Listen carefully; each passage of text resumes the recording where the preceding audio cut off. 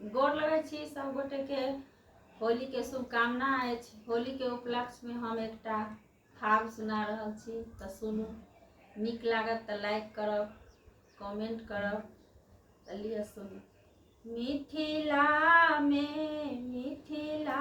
में फागु मचै झमकै, मिथिला में हो मचै झमकै, हो मचै झमकै,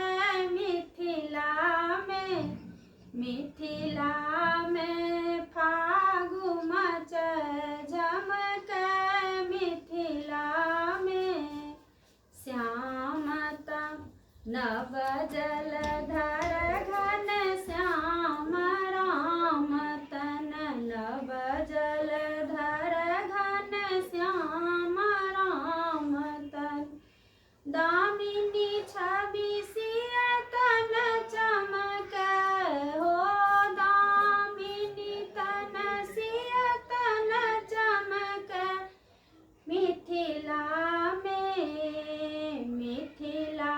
में फागु मचै झमकै, मिथिला में श्याम तमाल रसाल राम तन, श्याम तमाल रसाल राम तन, कनक लता सिय तन चमकै हो, कनक लता सिय तन चमकै,